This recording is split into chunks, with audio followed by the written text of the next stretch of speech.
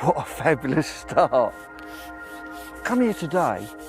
It's a little fishery right in the heart of the fens. It's called Pisces.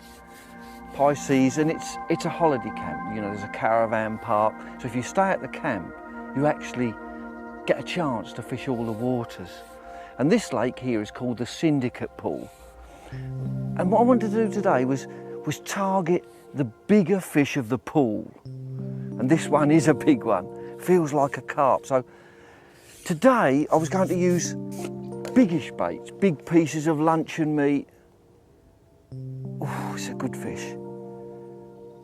Got heavy elastic. And already before I started, I cupped in a mixture of luncheon meat and pellets on the bottom, and then just started to loose feed a few pellets over. And this is second drop in with a big piece of luncheon meat, and I've hooked into this carp. It's a big fish too. Terrific fish.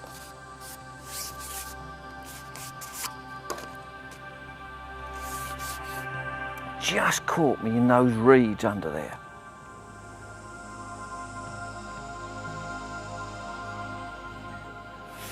Think I'll just have to add a couple of joints on here. Oh, it's out, it's pulled it out, I've pulled it out, it's all right. Just got to watch. I was a bit overconfident really. Beautiful fish to start with.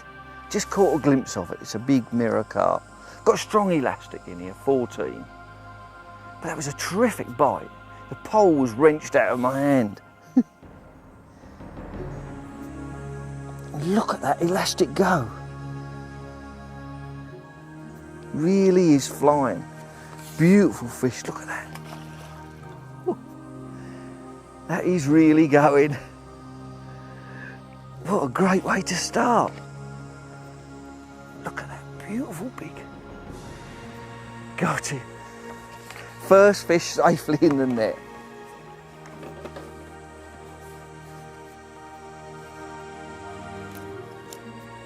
Look at that. Just a terrific fish. Try and pick it up and show it to you. But it's probably £5.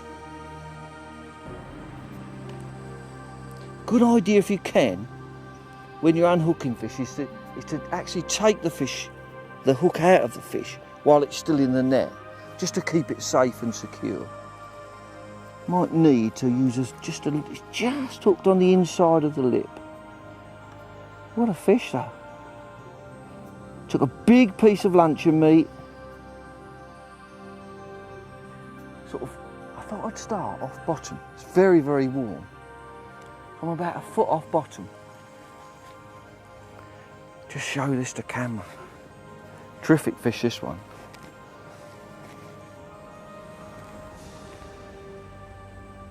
Look at that for a fish. Beauty, £4 straight away. Lovely fish.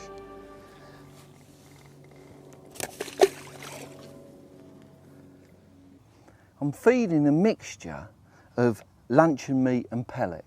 Just cupping it in so although it goes down and attracts the fish, it will also keep some fish on the bottom. Draw fish into the peg, keep some on the bottom, some will come up, but like a good holding area for big fish. And I'm using some quite big pellets of meat on the hook.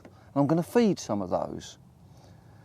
Now I've punched these pellets out, and the reason I've done this is because fish are used to eating normal pellets. So if you punch luncheon meat the same, you know, just bigger, they're used to eating something of that shape.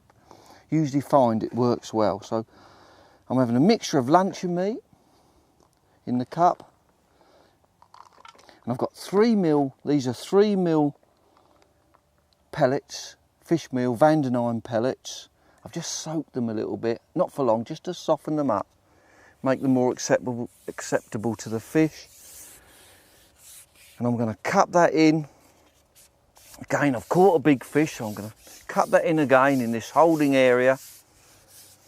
I've picked a spot just against those far bank trees. It's a very, very warm day. I mean, this is mid-August, early August, mid-early August, and There, I'm going to cup it in. Make a little bit of noise when it goes in to attract the fish. And the whole lot will go down slowly, attracting fish into the swim. And that spot there is just slightly shaded today. It is very, very warm. I'm going to put another one in because these are a 200 millilitre cup, so it's a fair size cup. I can get a lot of bait in there. I'm going to put another one in, 2 of these. This fishery is incredible. There's a lot of fish in here, a lot of big fish as well, so you don't have to be worried about feeding them. There's also a lot of silverfish that are stealing the bait all the time. So to get something to the bottom, you have to put reasonable volumes of bait in.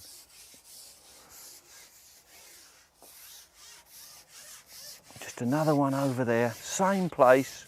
This is the beauty of a pole cup, the fact that you can feed in exactly the same place. I've got a far bank marker. I can tip that bait exactly where the last one went. 2 good cupfuls there. And then fish on it and just see what happens. I'll loose feed a little bit over the top as well. As I said, these fish can take incredible volumes of feed. And at the moment, that last fish I caught up in the water, probably 18 inches off the bottom. If I'd have gone on the bottom, I'd have probably caught one as well. But I've got 2 rigs and we can go through those later on. But I think now we've fed, let's try and catch another fish. I'm also adding a little bit of loose feed over the top, just again with the 3mm pellets to make a bit of noise to help attract the fish into the swim.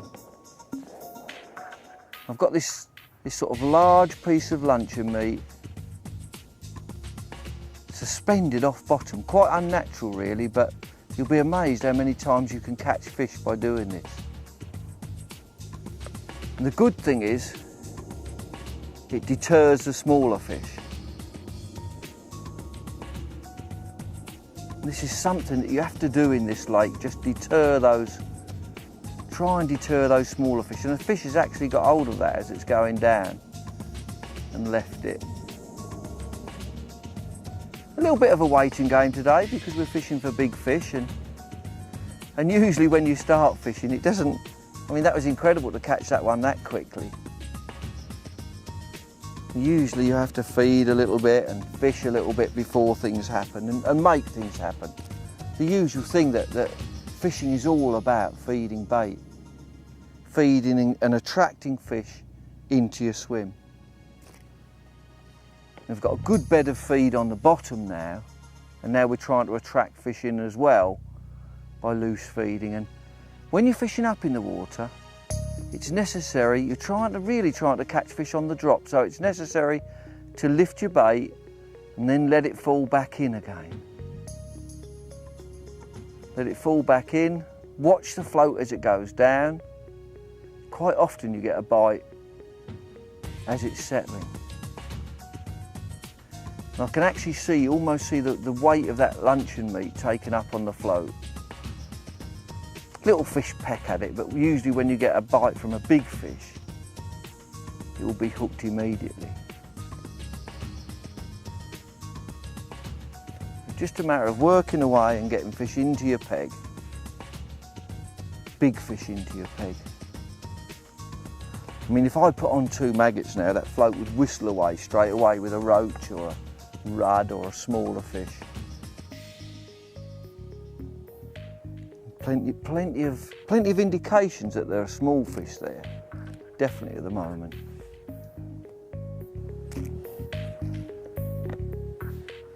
Now, what is successful lake fishing? It just depends what you want to catch. You know, you may want to catch a load of small roach. Today though, I want to target the big fish. You know, that is my idea today of successful lake fishing, eliminating the small fish and catching just the big fish that I know live in this lake. Oh. This one feels like a bream. not a big, oh, I don't know, it's just over £1. So I'm just trying to target today these bigger fish.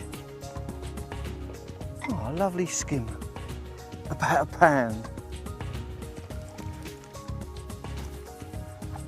That's a beautiful little fish. Big baits for bigger fish. Now that's important. Got a massive hook in its mouth.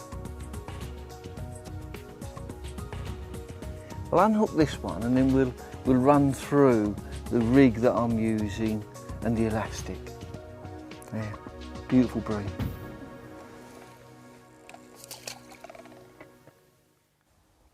The elastic that I'm using for the mid-water rig is a number 14. I just want to run through with you exactly how I fix it. Now I've got a carp connector on the end. It's called a Preston, it's Preston Innovations, and it's called a Carp Extra, a big one. You need a big connector with thick elastics to be able to tie it. So that is where you connect your main line to. And then I've got it running through, this is a top 2 carp kit. It's the same length as a normal top 3 section, but this section here is extra long.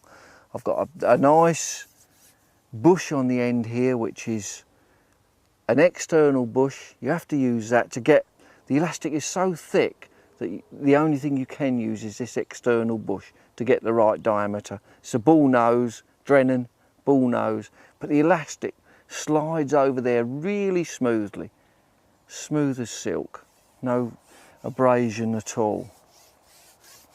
And then in the bottom, so I've got this through this top 2 kit. In the bottom here, I use this wire just to take it out. I've got an adjustable here. It's called an adjustable connector here on the bottom. And what it's got on there, it's a winder. And if I'm catching a lot of big fish, I can actually tighten this elastic up. If I'm catching slightly smaller ones, I can then slacken it off a bit so that the elastic is less tight. So for big fish next to snags or anything, I tighten it right up, or else I can loosen it off. And there's loads of spare elastic on there. And that just hooks out with this wire, just goes in, hooks out. But they're great because once you've put your elastic through, sometimes, you know, when you're fishing, you start fishing and it's hanging out, you can actually tighten it up, you know, while you're actually fishing with this adjustable plug there. So that plug goes in. You must make sure that you cut that plug to length so it goes up inside the pole, so that when you push the other section on, it doesn't catch onto it. So it has to go up far enough into the pole, probably something like 5 or 6 inches.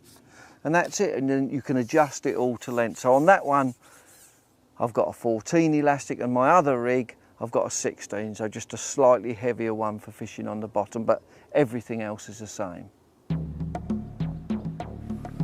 Oh, this feels like a bream. Just gone on the bottom with, on the other rig, because I know there's fish there. Where I fed hard on the bottom with pellet and meat, I've just gone on the bottom with pellet. What's another one of these lovely bream? Just gone on the bottom with what they call a juicy pellet. It's a Vandenine. And it's quite a hard pellet, quite a hard, firm pellet. I've just gone right where I've cupped all that bait in. Another one of these. Took a beautiful sized pellet. I'll show you in a minute what it took. Look, beautiful skimmer bream. And this is what it took. Just slip that in the net. Took one of these, quite large pellets. It's as I say, a Vandenine juicy pellet. Natural flavour. But it's a sort of pellet that doesn't sort of readily dissolve in water, so it's a bit harder than normal. I can put this on this hook, nice big hook I've got there, thread that on there. It took that right off the bottom. I'm going to try and catch another one. Settled right on that bait that I'd cupped in earlier. It does take a little while sometimes for fish to come round. there is a little bit of cover under there from this, and it is incredibly hot today. We're having another one of these, it's like a mini heat wave. Temperature today must be somewhere about probably 26 degrees centigrade, which is quite high for this country.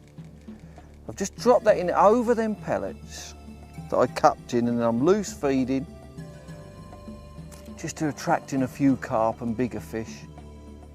Loose feeding 2 or 3 pouchfuls of fish meal pellet. What I'm doing is I'm actually feeding and firing a few of those pellets under that tree. That's where the carp are today, and I've got to try and lure them out. So I've put this again, it's on the bottom, right where I've cupped in all those pellets, so it's pretty, that's a good thing about fishing with a pole cup. You can fish in exactly the right area, and you can drop your bait in exactly the right area. Within probably 8 or 9 square inches, you know that's where the bait has gone down, and that's where your hook bait is also. It's that accurate. That's the beauty of pole fishing. You imagine trying to cast over there with a normal rod and line. Whereas with a pole, I can almost tuck that float under those bushes there.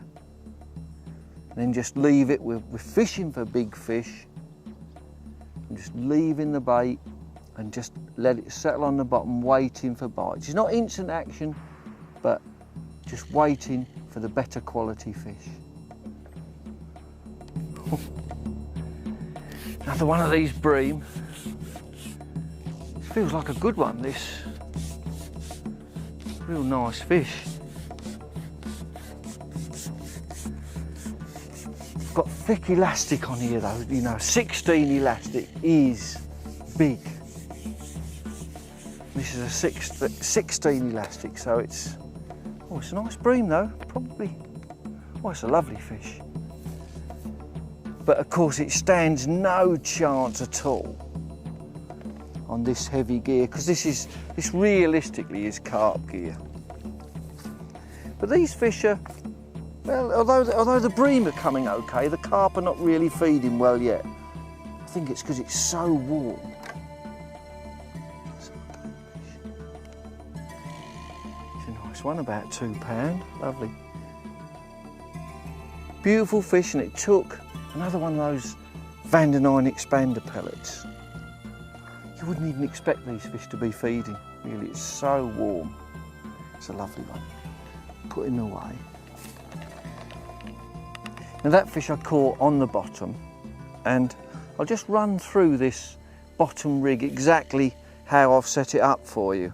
The hook I'm using today is a good strong hook. It's a Drennan barbless carp feeder. And although it's called a feeder hook, the reason I'm using it is because it is a very, very strong hook. So it's ideal for big fish. And it's a size 12, which is good. You need a big hook if you're using, say, big lumps of luncheon meat or large pellets. You need a big hook to get a better hook hold. The line itself is 0.16 millimetre. It's a high-tech Browning Senatan, and 0.16 millimetre in sort of layman's terms is probably about a 6-pound breaking strain line. I've then got a 4-turn water knot to connect the main line and the hook length, and there's a number 9 shot just above that. You see that? Just a small number 9 shot just above that knot. And then I'm using a biggish float today for this, a 3/4 gram float, and so I've used an Olivet on the rig itself, fishing in say it's about 6 feet deep here. And this Olivet here it's a Drennan inline Olivet. The line goes through the middle, and I've plugged it with a small piece of carbon so that I can actually move this quite easily without damaging the line. I can get hold of this, can pull it one way, pull it the other, but it stays in position. And then I've got a number 9 shot. That's a spare one underneath there. I can either pull it down onto the hook length, you know, if I need extra weight. The main line is 0.18 millimetre. Now that's 8-pound breaking strain. So that is pretty heavy gear. You know, that'll catch some big fish. Probably a little bit of overkill for that 2-pound bream, but you never know what you're going to catch in here. And the float itself is a Drennan again. I love that. I think they make some of the best carp floats out. This is a Drennan Carp 5, and it's a very, very strong float. It's got a carbon stem, incredibly strong, good balsa body. What I've done is I've put a small sleeve over the top of the bristle. It goes through an eye there, but then for extra security, for when I hook a big fish, I've put a sleeve over the top, just to stop that. The weakest part will be where that eye goes into the balsa. You know, if you hook a big fish, it can tear out. So I've put that little sleeve over the top as a double safety factor. And then up to the actual connector itself, and on there, I've just used this, overhand, it's a figure of 8 overhand loop to attach that. So that's really strong there as well. Be really careful when you tie this knot. You must tie a figure of 8 overhand loop, not the double granny that most people do. That's absolutely useless. So that basically is the rig that I'm using for catching these fish on the bottom.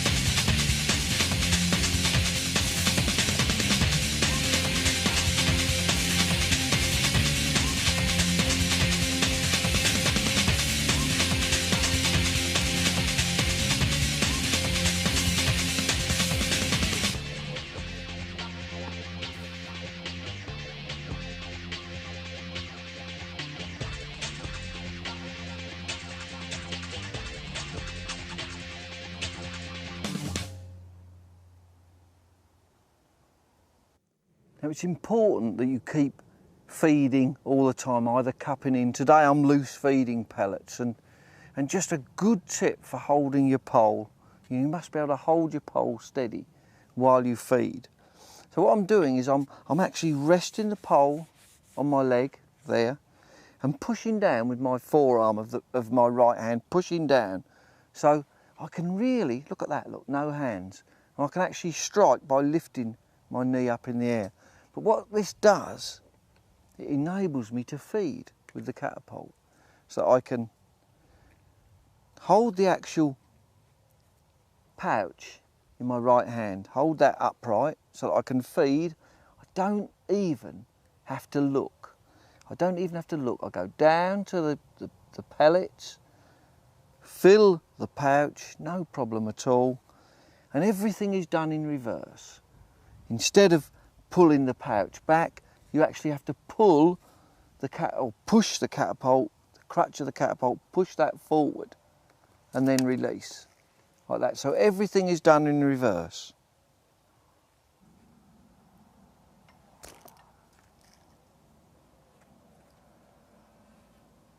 And of course, you know, when I'm fishing like this, oh, little dig there straight away. When I'm fishing like this, I'm always looking at the float. You'll see me sometimes talking to camera, but when you're actually fishing and you're picking up those pellets, you're not looking down at that at all. Always you're looking directly at the float, getting ready to strike. The bite can come at any time, and if you're not ready for that, then you'll miss it. I had one then. Just whizzed under that tree. It's a little bit awkward under the tree. I've got to actually pull it round. Normally I strike straight up. I've got to pull it round a little bit to actually hit the fish. I've got to pull it round and then try and get them away from them underwater obstructions immediately. But there's a fair bit of action. So even on a boiling hot day like this, there's fish feeding.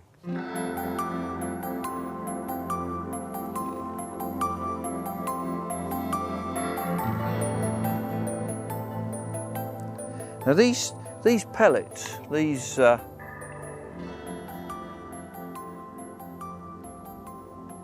juicy pellets, now and again one or two of them float. So what I'm doing is and I don't mind that, they're almost a neutral buoyancy, which is what you want. You want the pellet to take the weight out of the hook, but sometimes, even though you put your hook in, a big heavy hook, it will float. So I just check them, make sure they sink nice and slowly. The slower the better, because it will fool the fish. I'll just check them at my feet once I've put the hook in them.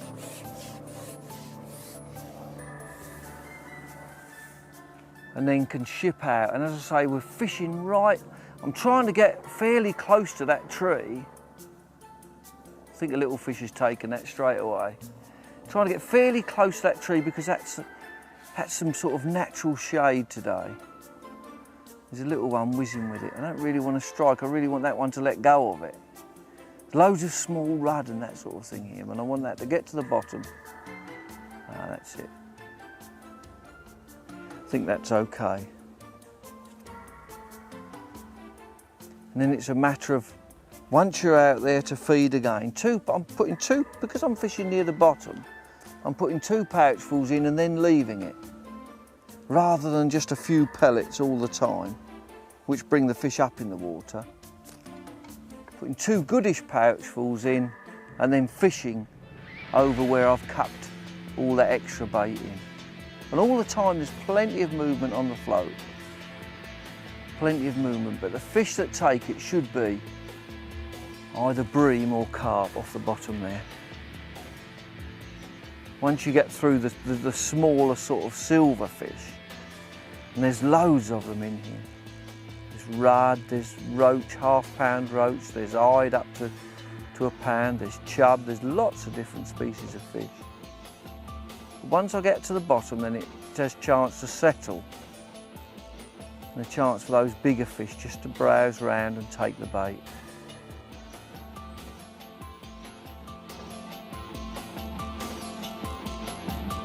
Feels like another one of these bream. There seems to be plenty of them down there, but the carp probably might be too warm for them to be feeding. Look at that elastic. Oh no, this is not a bream. This could be, but that elastic is miles too strong anyway. It's another quality fish. Caught a glimpse of it just then. I thought it might have been a tench. It just does seem to be fighting a bit harder than the bream. Oh yeah. Yes, it is. Just caught a glimpse of it then. It's a lovely tench. Once again on that pellet on the bottom on the feed. So you wouldn't expect tench to be feeding these sort of fish in the middle of the day, would you? Look at that. But this gear I've got on is so strong. Look at that. Probably a £3 tench that, and it stood no chance whatsoever. Well, you're having a great time targeting these fish. There. Perfectly hooked again. Look at that. Just hooked in the side. Probably £2.5 I should think, but a lovely fish, a nice fish. It's okay, but I think, and we're catching a few fish, but I think it might be a good idea, even though I wanted just big fish, just to have a look and see what other species there are in here. There might be roach and rudd. Let's try and have a little fast and furious bit of catching fish up in the water, just to see what's in here.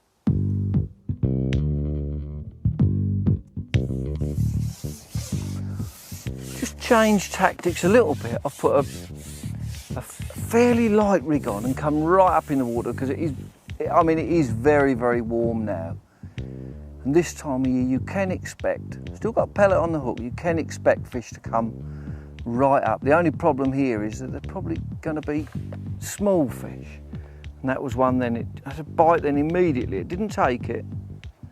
The float whizzed off. Did you see the way the float whizzed off? Immediately I dropped it in. There it goes again. These are just small fish taking the bait. I've got a reasonable firm pellet on still the same pellet, or the same type that I was catching those bream with. Oh, I felt that fish, took it straight away. Don't know what this is. Just as soon as I drop the pellet in, be a little rudd or something like that, I should think, but they're right up in the water. These are taking those pellets as I drop them in.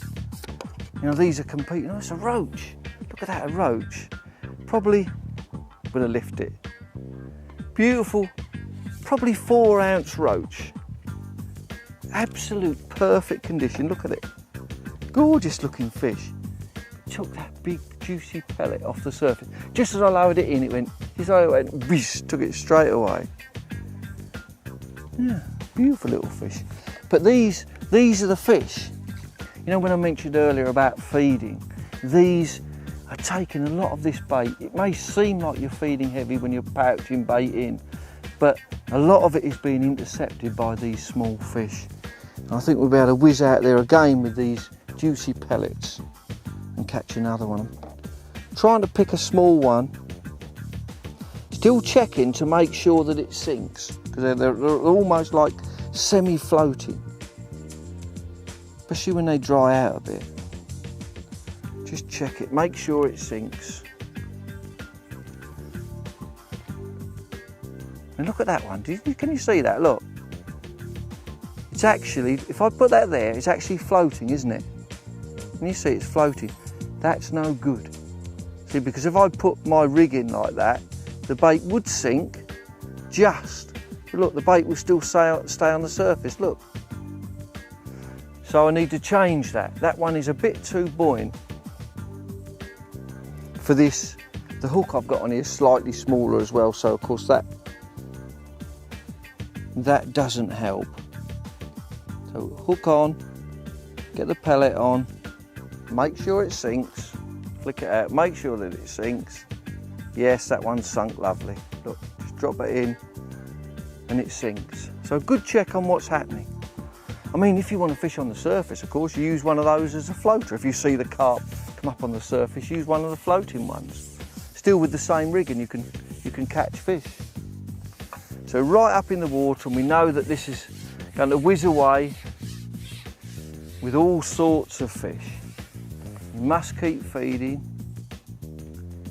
Could well catch a big fish on there as well, but the problem is there's so many of these little silver fish. That one took straight away again. Look at the float. It just won't stand still. You drop your float in, watch that float. Just goes whizzing away. There it goes, see it shooting off at an angle. They're little fish, they're not getting hold of it properly. When a reasonable sized roach or a reasonable sized rudd gets hold of it, you can hook it. And feed again if I get a chance. Float's just not standing still, is it? But the pellet is reasonably firm, so it's staying on. If you use a pellet that's too soft, it wouldn't.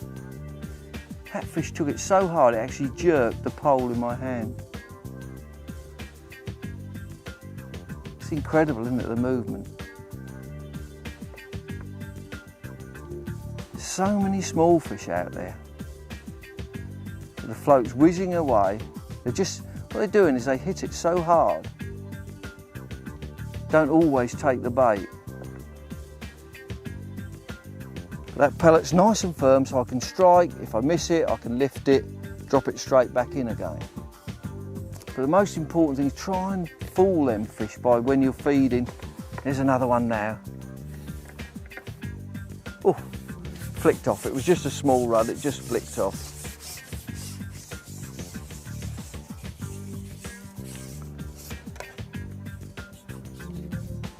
Just flicked right off then. Now the way I've set this rig up is a slightly smaller hook than I was using before. This is a 16, it's a Tubertini 808 barbless hook, and it's a finer wire, so a bit lighter. And I've got a really long hook length, a bit finer 0.14mm Browning Senatan, but that hook length is sort of probably 16 inches. And I've put all my shot above that. Here, just above that knot, a main line of 016.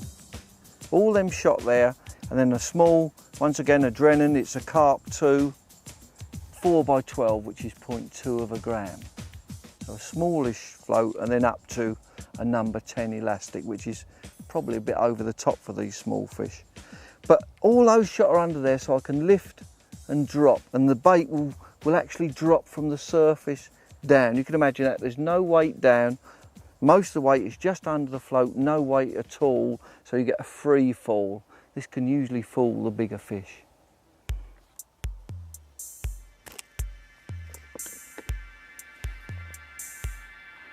Lots and lots of fish activity.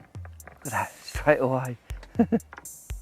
They're not big fish, these are small fish, but it's all action. You know, when it goes quiet sometimes during the day on these hot sunny days, and you want to catch some fish. It's another lovely roach. There. Only 3 or 4 ounces, but absolutely beautiful fish. Perfect, beautiful looking. Those gorgeous colours, really is a silver fish underneath. Look, lovely red tinge fins. Perfect. That'll be great when it gets to about £2, that. Perfectly hooked through the top lip, it took that sort of biggish pellet. But there is so many small silver fish here, and I mean small half-ounce fish, that it's almost impossible to use maggots. You know, you have to use the bigger baits such as corn and pellet. You know, and these are a biggish pellet that I'm putting on here. Probably something like 5 or 6 mil, this pellet. Every time I go out, check that bait again. And I could well catch a big fish, you just never know. The most important thing is, as always, to keep feeding. So I'm dropping that bait in there. Remember how I had that shot in? The actual shot was just below the float, so the pellet is in free fall. The bite straight away.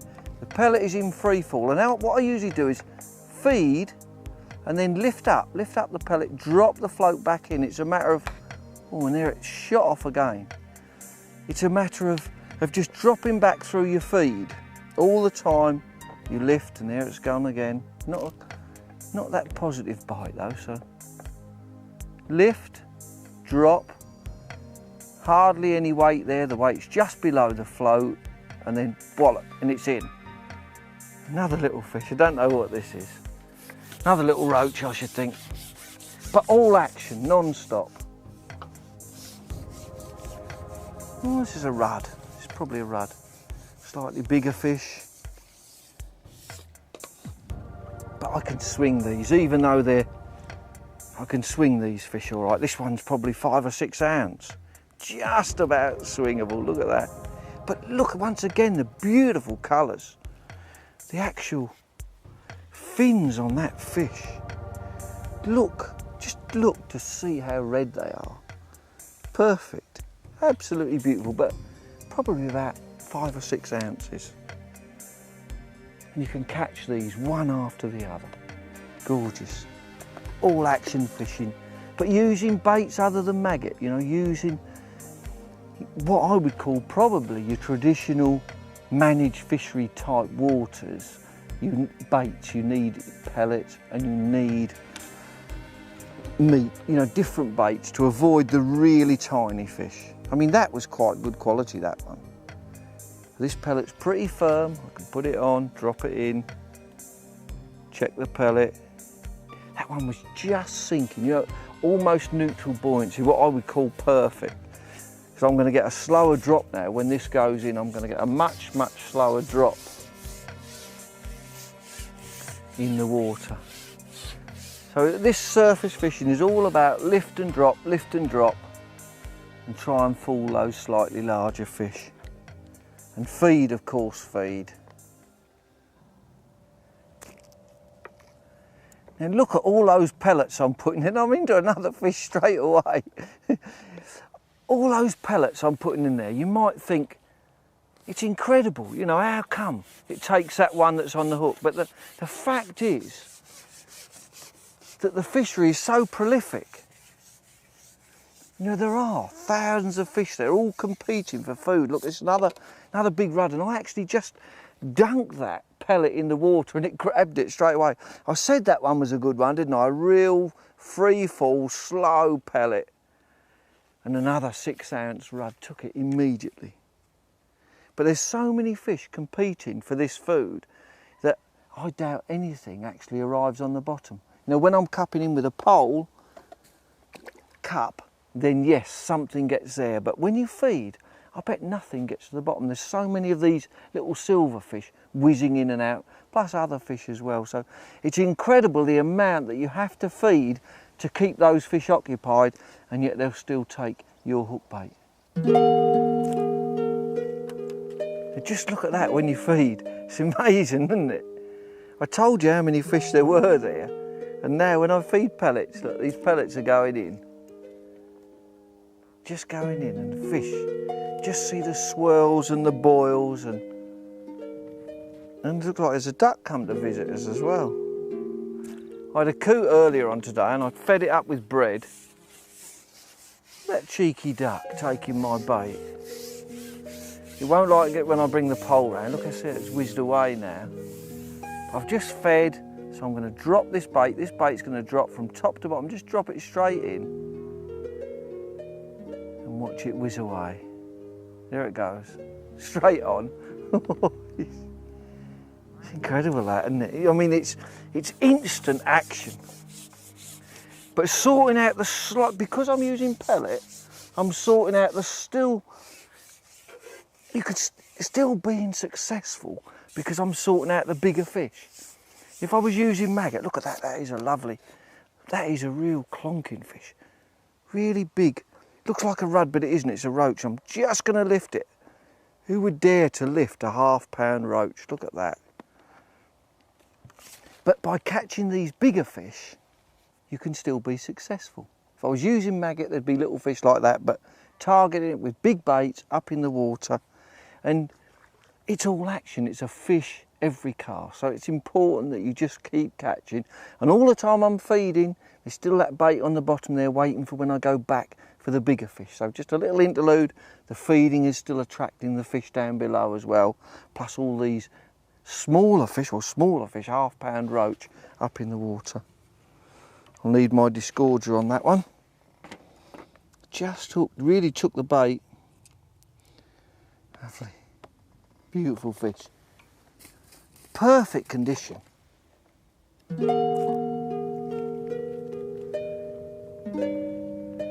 Fish is still swirling out there, even though that... Oh, I didn't like that. Mrs. Duck didn't like that. As I fired those last lot of pellets, but did really scare those fish a little bit. I put a couple of pouchfuls in before I shipped out. Sometimes it doesn't hurt. You can pouch it, then lift up your bait, drop it, and that's a lovely slow fall. I'd checked that pellet, and it really was a slow fall. Oh, it shot straight away. Just lift up the pole as it goes away. Just lift it up. Oh, this is a miniature. How did that? Must have been half a pellet on that one. That's unusual to catch a fish like this on pellet. This is a real baby. I'm not even going to put this one in the net. This little baby about 1.5 ounces, 2 ounces. Mind you, I'll tell you what, there's plenty of matches where I've loved to catch these. A 2-ounce fish has been so important. In fact, sometimes they're real specimens when we're match fishing. I want to put him straight back, those little tiny fish. I think I've had enough of those, and now I'm going to feed again. I'll tell you what I'll do. I'll show you how to prepare punched luncheon meat and then go back on the bottom and try and target some of those larger fish. The meat I'm using today has been specially developed for fishing. You can't eat it. You know, when you're out fishing, if you're a bit hungry, you can't eat this stuff. This is a specially flavoured one. It's for fishing only. It's Vandenine, and it's called sweet meat, this one. I like to use, you know, sweet things are sometimes good in the summer. And I've used a big punch. I've got several different size punches, but the first thing to do is cut this meat up so that you can punch it. And if you're using a reasonable size punch, which I am, then I usually cut this meat into sort of 3 separate pieces. So 1 And then just slice the other one. They don't have to be exactly the same sizes. The thing about this meat is it's harder and tougher than the normal commercial sort of type meat that you'd get, or the edible meat that you'd get in a supermarket. Now there's the punch, good size punch. And what I do is I actually punch this out. This is the stuff I'm going to use on the hook. So you can punch this out. One. As you punch the next one, look, it pushes that one out. So I just don't worry. I sort of just keep punching. Usually with this one, I'm getting 3 across, look. Just keep punching these out like that. As many as you want. I won't do them all because it takes up a load of camera time, but these are just a lovely, good sized piece, a slug of meat. And it is, if you look at it, it is the shape of a pellet, but of course much larger. So that will target the bigger fish. Then when you finish that, you get a piece with all little holes in it. You can chop that up. Don't waste anything. Just chop all that up finely and then feed it in your pole cup. So you can use every little bit of meat that you've got. But these are really fairly hard, firm slugs of meat. Try to keep them out of the sun because sunlight can affect them. But they're fairly hard sort of, if you look at them, fairly hard slugs of meat. I'm going to punch some slightly smaller ones as well so that I can chop and change. You can actually cut these in half as well. You do loads of things to it, but they are perfect for the fish to take, you know, nice and round. You imagine that going into the fish's mouth, the shape of it, you know, they suck it in easier, much easier than a square piece. Just goes in easier and it will catch you more fish. So a good pellet punch, there it is there. This one's a fox punch. Just punch out as many as you can, doesn't take any time at all. You can punch out loads out of that one tin, probably enough for a day, and then just slice it up and you're ready to fish. And I think we're ready to go and catch the big fish.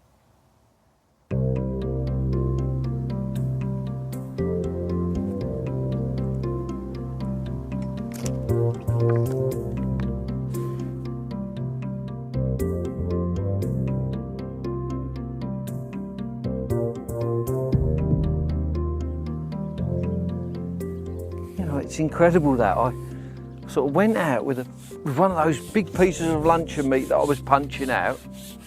Not right on the bottom, just off bottom, even though I've fed on the bottom. And look at this, cracking rudd. You wouldn't even think they'd take big lumps of luncheon meat, would you? Oh, that's a beauty. I'm going to have to net this one. It's probably 12 ounces, that. Just that big piece of luncheon meat. When you look at their mouths, you think, well, how could that get that big piece of luncheon meat in there? Look at that. This was intended for a carp. The big rudd took it instead. Beautiful fish again. Just shows you, so it doesn't, luncheon meat is good, but these bigger silverfish will still take it. They will eat anything. Gorgeous fish. Let me show you how I actually hook this luncheon meat on, because it is quite important. Now I've kept the meat in the shade today, the sun's shining, so I've just kept it in my cool box with an ice pack in there. Meat can actually melt, this luncheon meat can actually melt if there's too much sunlight and it dries out a bit. So I've got the pellet of meat there, and I actually put the hook through the middle of it, so it sort of balances it. So put the hook. You can actually, because it's round, you can actually put the hook in and sort of threadle the hook round. So it hangs. Can you imagine that? If you drop it in the water, that's exactly how it hangs. It's perfectly natural as it floats down with just a little part of the shank showing. Fish will grab hold of that, and of course you hook them every time. But that's a nice, even way to put meat on the hook, so it drops slowly through the water, but exactly at that pellet shaped angle. Oh, it's a lovely rudd, that. Beautiful rudd, that on meat up in the water. It's not what I was after. I was after bigger fish than that, but I say up in the water, I'm now probably only about, this swims say 5.5 foot deep. So I'm probably about 18 inches, 12 or 18 inches off the bottom. I'm getting lots of little digs, but I'm trying to leave those. You see when the float bangs, and trying to leave those and look for a real positive bite. When a carp takes, it will actually pull the elastic out with the power that it takes. So all those little digs are to be ignored, and a little bit of loose feed. You'll see this encourages the small fish around, but a little bit of loose feed around the float, and immediately can you see those silverfish? It's incredible how many there are there. And that's the problem. They're the ones that you have to sort of get through those, but they're right in the top, say 12 inches of water. And hopefully when you do that, you know, the actions of those smaller fish flying up attracts the bigger fish below, and that's what you're hoping to catch. But they're a bit crafty as well, and in this heat, don't always want to feed as readily as at sort of early morning or late evenings. That was a bit more positive bite. The float just popped down a bit. Still no striking. Every now and again you need to check your bait. Just lift up, check you've got your bait, and my bait's hanging there. See it hanging in the middle there perfectly. Drop it back in. And that's when you can sometimes, if it really whizzes off, be a big fish. If it goes off slowly, that went off slowly, then that would have been a small fish. Or maybe a bream. Sometimes bream take it. I struck at that one and missed it. So it would have probably been a small fish that couldn't actually get that bait in its mouth. Great fun though, I mean lots and lots of bites. Just a matter of sorting out the larger fish. You've got to be careful with this luncheon meat, because if you can see when I showed you the float I was using a real thick bristle, that enables you to use heavier baits, like say a big piece of luncheon meat. If it's too heavy, if you've got a fine bristle on your float, it will actually just take it under. Even this one, you sort of have to almost undershot the float, so, and then you'll see the luncheon meat take up and it'll just take the bait down. You can actually tell when the bait's gone because the float comes up a little bit in the water.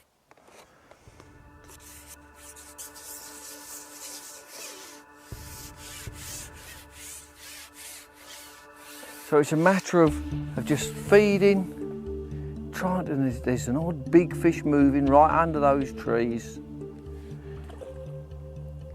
In the rushes as well, you can hear fish. You know, these big carp, you can hear them crashing about. Doesn't always mean to say they're feeding though. And I can see the silver, even though this water is very well coloured, as I feed, I can see the silver flashing of the roach and the rudd just below the surface. But as I said, that activity does encourage bigger fish to come in. And lifting the bait and dropping it through that. But there is a chance that, like just a little while ago, that a big rudd or a big roach will take it. It's quite a small fish. Well, it's probably a 4-ounce fish, but it just shows you. Probably 4 or 5 ounce, I call it a small fish. It's not a bad fish really, but just about lift this one. Probably 4 or 5 ounces, perfect condition, perfectly hooked. How did they get that big lump of luncheon meat in its mouth? Probably at the moment when the big carp move in or the big fish move in, they will push those smaller fish out. You know, they're gone. So you just have to, that really tells you when the big fish are there. When you stop getting bites from those smaller fish, it's usually when the larger carp have arrived. And that's what you have to do, keep feeding, feeding, feeding. Try and feed those off, get them out of the way. Because when they go, you know there'll be some big carp below them.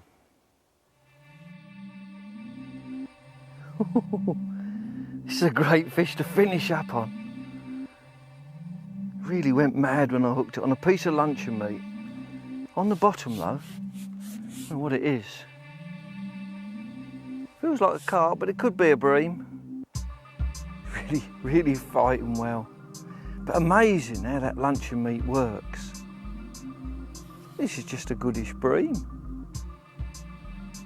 But just really fighting well.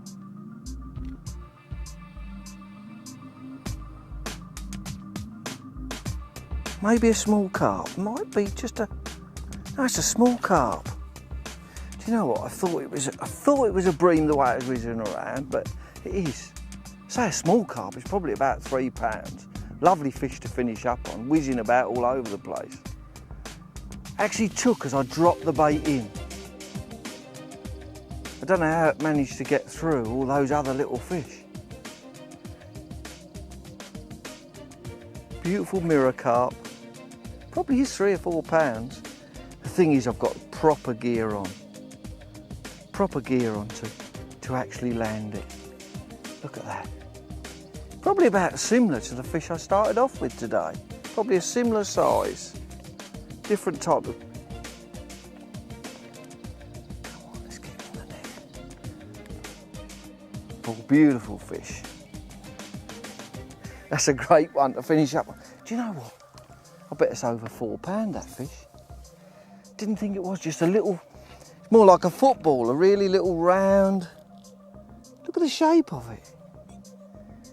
Just a little round, fat fish, only just hooked. When I hooked it, it went mad. Whizzed into those trees. Look at that. Lovely mirror carp, about 4 pound, but a great fish to finish up on. A really successful day at lake fishing.